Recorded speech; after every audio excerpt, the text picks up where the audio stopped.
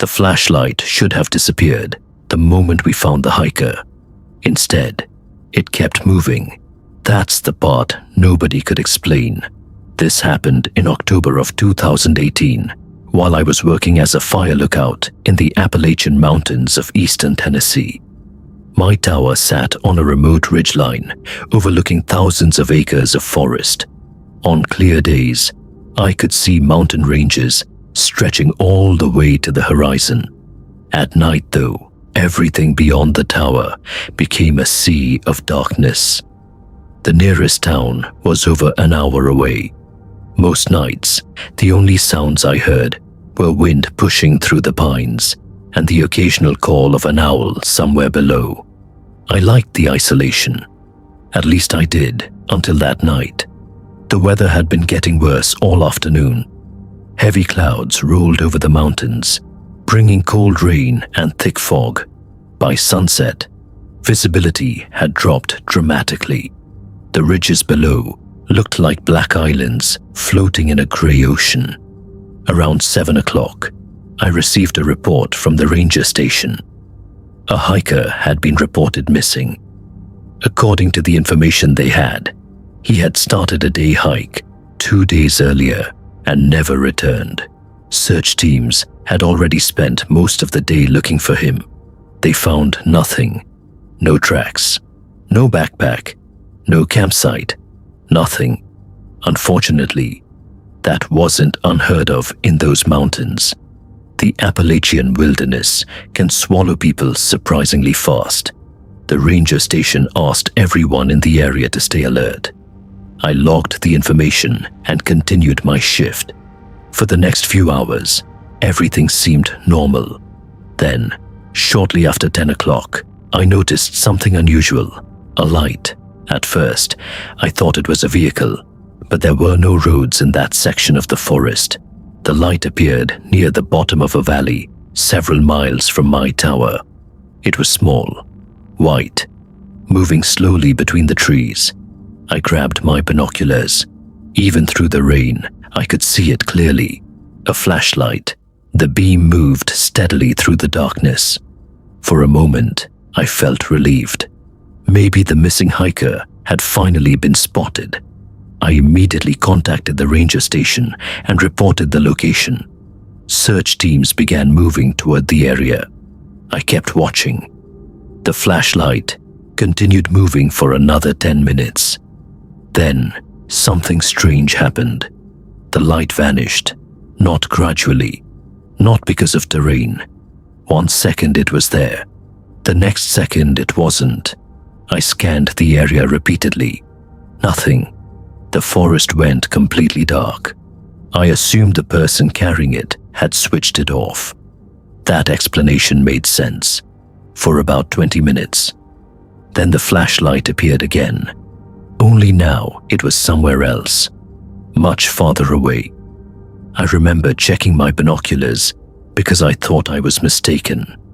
The new location was nearly halfway up a distant ridgeline. Anyone traveling through those mountains would have needed at least an hour to get there, probably more. Yet somehow, the flashlight had moved that distance in less than 20 minutes. I reported the new location. Search teams adjusted their route. The light moved again, then again, each time appearing miles from where it had been before. Always visible, always moving, never staying in one place long enough for anyone to reach it. By midnight, every search team in the area was frustrated.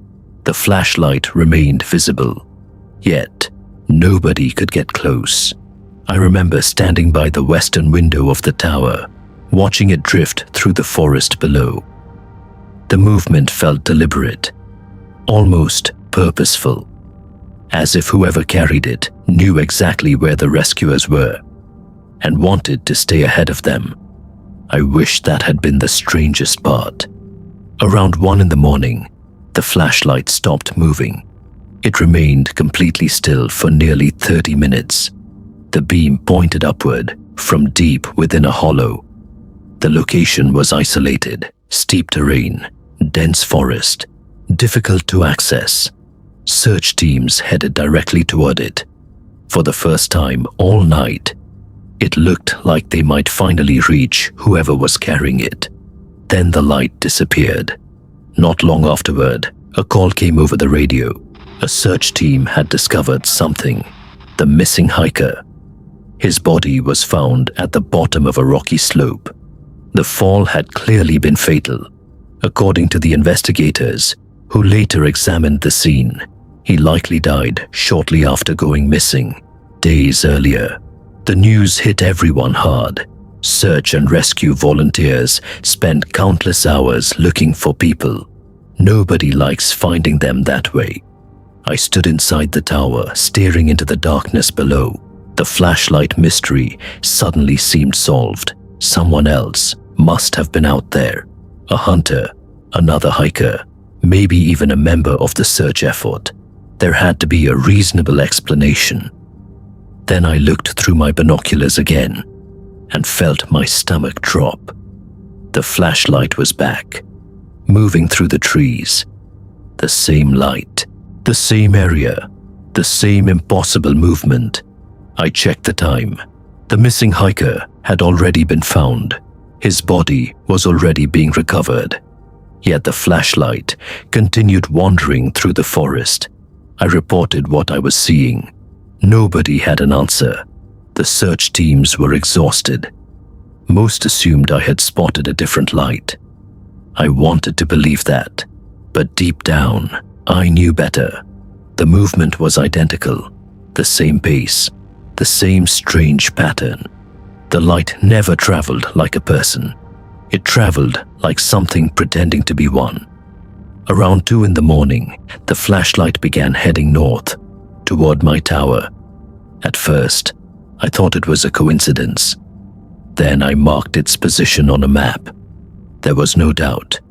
Every appearance brought it closer. The distance between us slowly shrank, ridge after ridge, valley after valley. The beam continued moving in my direction. A cold feeling settled into my chest. The tower suddenly felt much smaller, much more isolated. For the first time in years, I locked the hatch leading to the stairs. Outside, fog drifted between the trees. The mountains had gone silent. No wind, no insects, no owls, nothing. Only darkness, and that moving light. Hours passed. The flashlight continued approaching. By 3 o'clock, it had reached the forest directly below the tower. I could see it clearly without binoculars now. A small white beam weaving between the trees. I searched desperately for the person carrying it. I never saw anyone. Only the light. The beam moved through the forest floor, exactly as if someone held it. Yet no figure ever appeared. No silhouette, no shadow, nothing. The flashlight emerged from the trees and entered a small clearing near the base of the mountain. Then it stopped.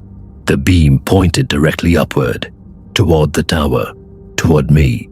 I remember taking an involuntary step backward.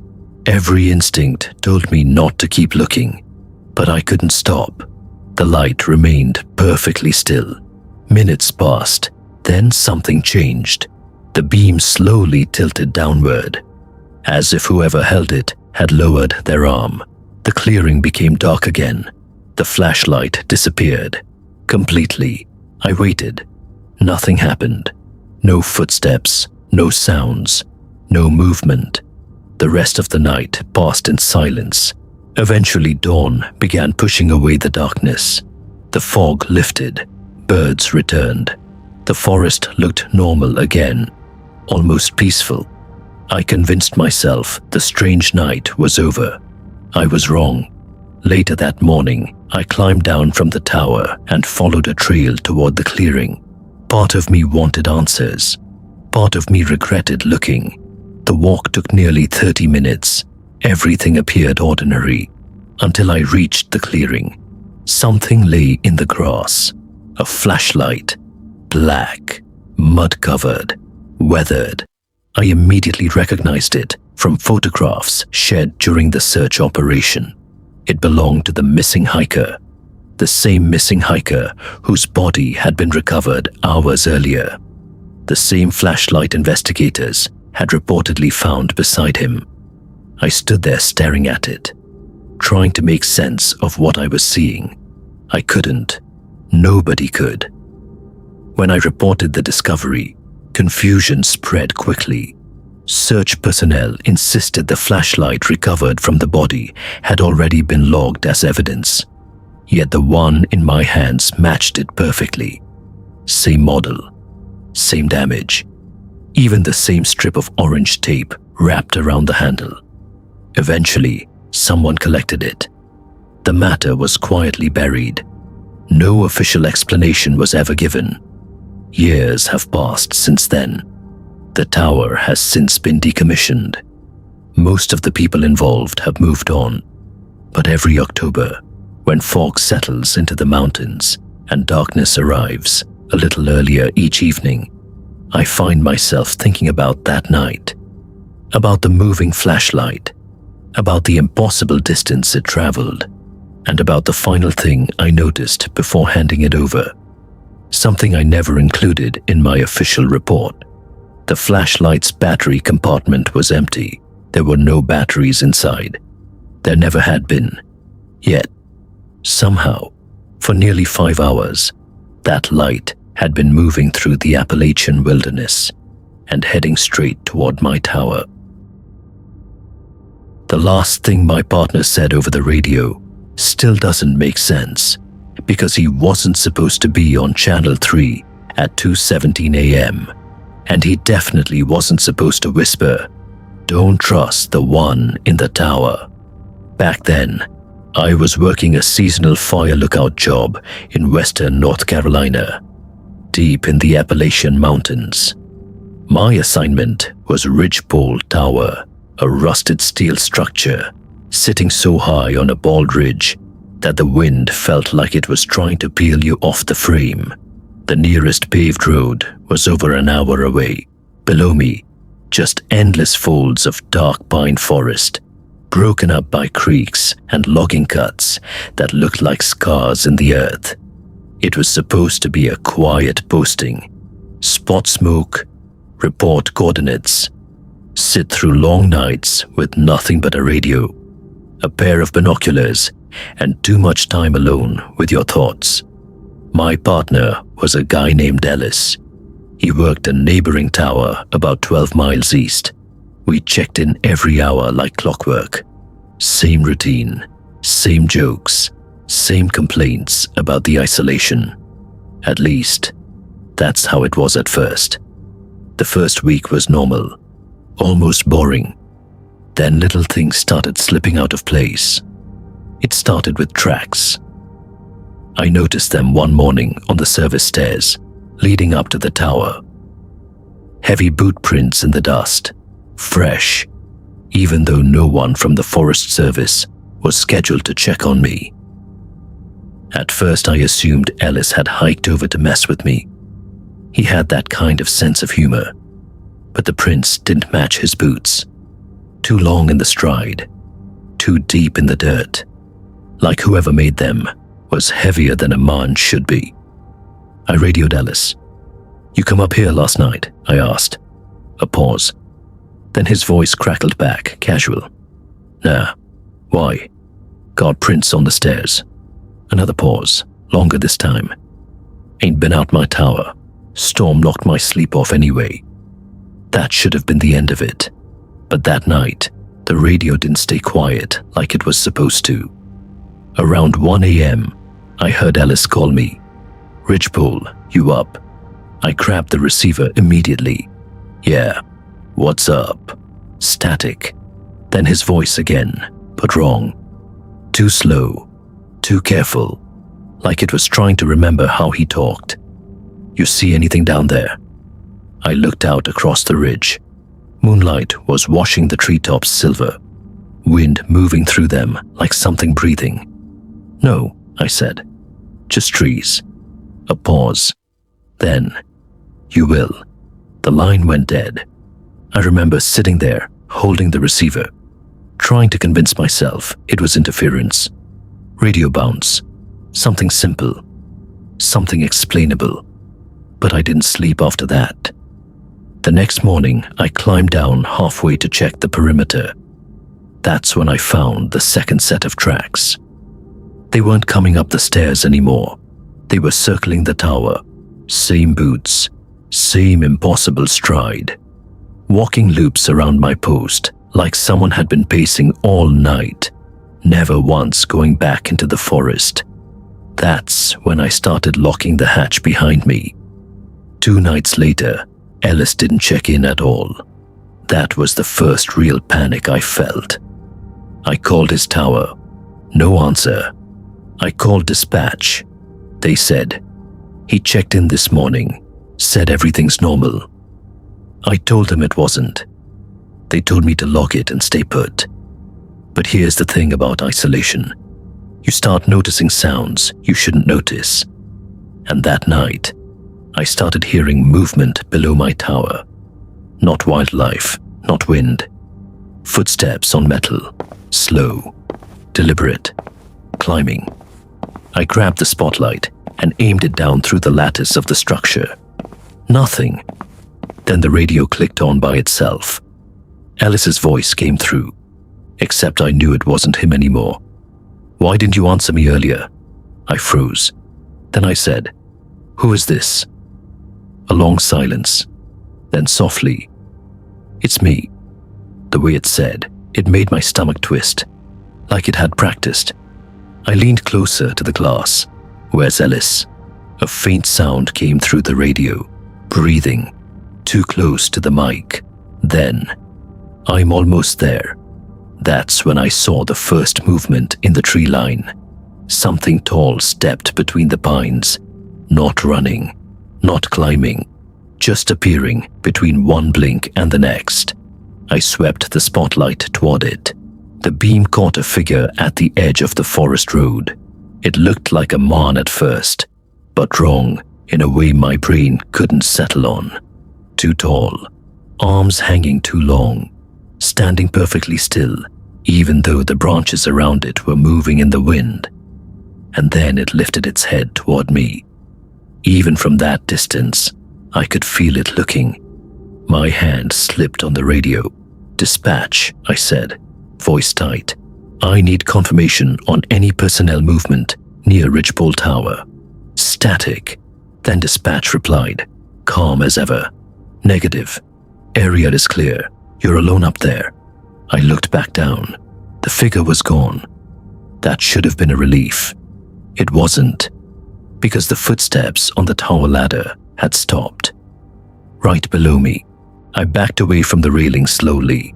That's when I heard it speak again, but not through the radio this time, from directly beneath the hatch. "Let me in." Same voice as Alice. Same cadence. Wrong. I didn't answer. Something scratched the metal hatch. Not fast. Not frantic. Patient. Like it had all night. I don't know how long I stood there before I realized the scratching had stopped. Silence in the mountains is never normal. There's always wind, insects, something moving in the trees. But in that moment, everything went still, even the radio. Then a knock came from inside the tower.